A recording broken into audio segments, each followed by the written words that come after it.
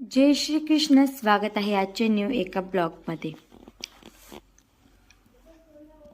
साई बघा इथं झाडू मारतोय. खरंच लेकरं किती पटकन मोठी होतात ना, आई वडिलांना कळतच नाही. त्याने खाल्लं, प्लेट अजून तशीच पडू दिली, परंतु झाडू घेऊन आला झाडण्यासाठी. प्रत्येक मुलगी असो किंवा मुलगा असो, आई वडिलांनी मुलालाही तशी सवय लावली पाहिजे आणि मुलीलाही सुद्धा ती सवय लावली पाहिजे. कारण की काय असतं ना, वेळ कधी कोणावरही सांगून येत नाही. त्यामुळे मुलगा जरी असला तरीसुद्धा आपण त्याला घरातली काही कामं शिकवली पाहिजे आणि मुलगी असेल तरी तिला घरातली काही कामं शिकवली असेल, जेणेकरून उद्या उठून जर त्यांच्यावरती वेळ आली तर त्यांची गैरसोय होऊ नये. त्यासाठी बघा तुम्ही, साईने किती छान पद्धतीने झाडलंय. हो, थोडी थोडी मध्ये घाण आहे, मान्य आहे, परंतु त्याच्या हिशोबाने तो झाडलं, त्याला झाडू घेऊन झाडावंसं वाटलं, हीच गोष्ट खूप मोठी आहे. सौ बच्चा, झालं का झाडून?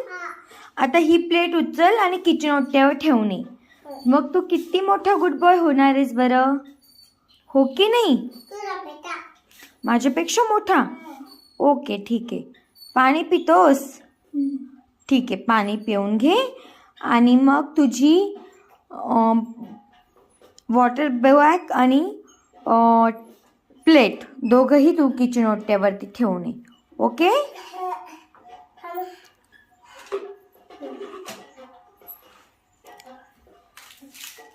आणि तुम्हाला ना दिसत असेल बघा, त्याने किती ॲक्युरेट पद्धतीने सगळं गोळा करून ठेवलं आहे डिशमध्ये आणि आता घेऊन जात आहे. आणि बघा, त्यांना आज स्वतः मी पॅन्ट घालायला लावली. तो खरं तर घालतो पॅन्ट, परंतु ते उलटे सुलटी घालतो. आता त्याने बघा पुढची साईड मागून मागची साईड पुढे घातली आहे, पण त्याला घालता येते, हेही तेवढंच महत्त्वाचं आहे. बघा तुम्हाला दिसतंय कशा पद्धतीने जाऊन व्यवस्थित छान ठेवून आलेला आहे. आणि कागदसुद्धा, म्हणजे विशेष गोष्ट म्हणजे जवळ कागद पडलेले होते ते सुद्धा त्यांनी उचलले, डिशमध्ये ठेवले आणि मग घेऊन गेला.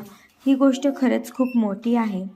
त्यानंतर मग मी इथं साईने केलेला थोडासा अभ्यास दाखवते तुम्हाला.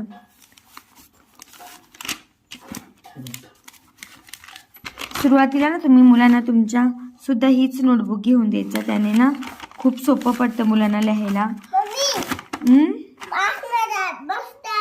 ओके, हे बघा त्याने स्टँडिंग लाईन खूप छान लिहिलेले आहेत. इथे हे सगळे ओळखतो तो काय आहे ते.